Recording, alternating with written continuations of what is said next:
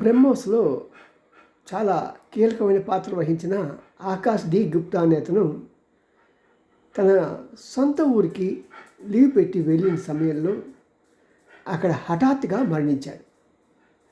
కేవలం 30 సంవత్సరాలు. చాలా హెల్తీగా ఉన్న వ్యక్తి, అలాంటి వ్యక్తి 30 సంవత్సరాలు మరణించడం ఏంటి? దీని వెనక ఏదైనా కుటుంబంగా చాలా వరకు నానుడు ఏంటంటే ఈ యొక్క ఈ ఆటోమేటిక్ సైంటిఫిక్ వరల్డ్లో ఎవరు కూడా వారి మటుకు వారు చనిపోరు, అది ఎవరో ఒకరు ప్లాన్ చేస్తేనే అది వాళ్ళని ఎలిమినేట్ చేస్తారని. ఇది వాస్తవం అనిపిస్తుంది. ఇదేం కొత్త కాదు.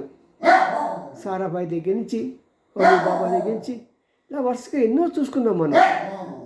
మరి ఇలాంటి యంగ్ సైంటిస్ట్కి కావాల్సినటువంటి రక్షణ మనం సమకూర్చలేదంటే అది మన వైఫల్యమే కదా. ఒక్కసారి ఆలోచించాలి కేంద్ర మంత్రి.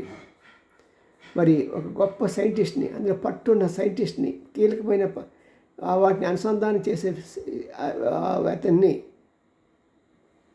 ఇలాగ మనం వదులుకోవటం, మళ్ళీ అలాంటి వ్యక్తి రావాలంటే ఎంత కష్టం. నేను చాలా రోజులు అబ్జర్వ్ చేస్తున్నాను. ఈ డిఆర్డిఓలో కానీ శ్రీహరిపట్నంలో కానీ ఈ యొక్క చుట్టుపక్కల అంతగా అడవులాగా ఉండటం మూలంగా పక్క వాళ్ళని టార్గెట్ చేయడం చాలా ఈజీ.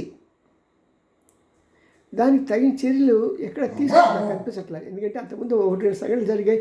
నేను అక్కడ విలేకరులు కలిపినప్పుడు కూడా వాడు ఇక్కడ ప్రభుత్వం పెద్ద ఇంట్రెస్ట్ తీసుకోదు, వాళ్ళు సైంటిస్టులకు ఇవ్వాల్సినంత రక్షణ ఇవ్వదని. ఇది చాలా చాలా అన్యాయం.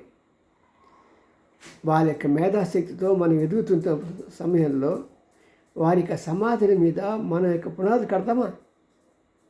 భారతదేశంలో చేయకూడదు, చేయదు.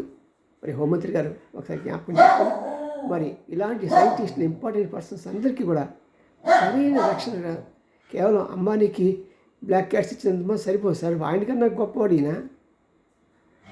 మీరు అన్నా అని చెప్పి అనుకోకండి. See you, bye. Ramji Gudiganti TV9 bye.